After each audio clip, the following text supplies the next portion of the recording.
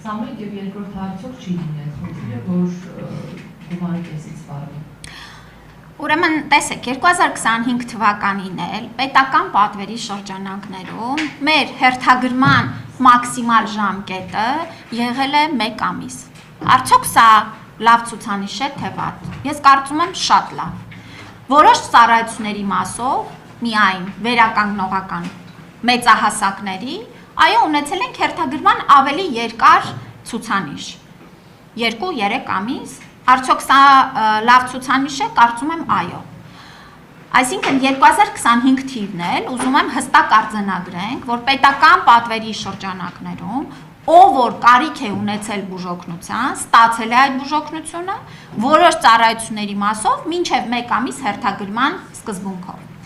Ինչ վերաբերում է ձեր նշած դեպքին, արդյոք լավ է, որ մարդը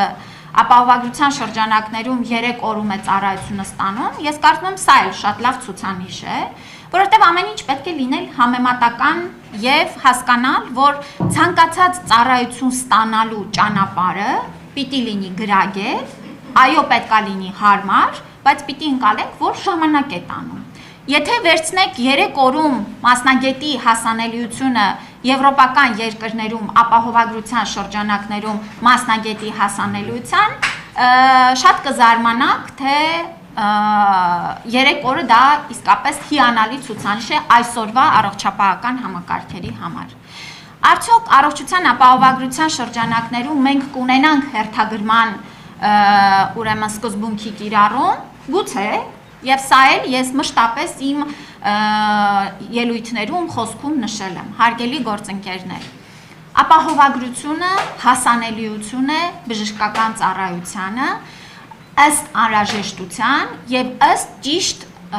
ուրեմն տրիաժավորման, կարիքի տրիաժավորման։ Այո, կլինեն ծառայություններ, որոնք գուցե հերթագրման անցնենք, դեռ առաջի ամսի մեր արդյունքները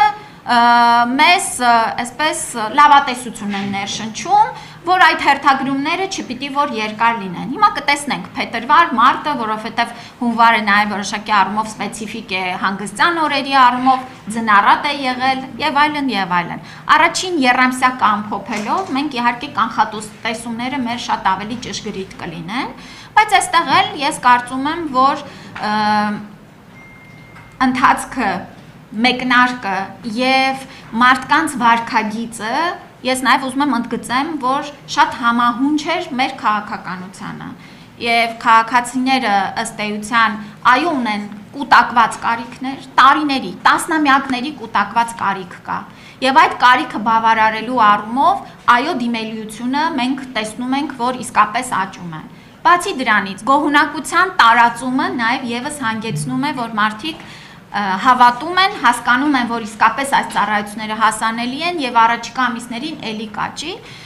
բայց համակարգը եւ ռիսկերը կառավարելի են։ Մենք ունենք բավական գործիքակազմ ճիշտ այս արձանագրումները անելու եւ միջոցներ ձեռնարկելու եւ կարծում եմ սահուն կերպով շարունակելու ենք։ Շնորհակալություն, Մարիաննա, թող պատրաստի հաջորդը ֆակտորային։ Տիկին Ավանեսյան, հարցս վերաբերում ապահովագրությանը, ինձ արձանագրել են քաղաքացիները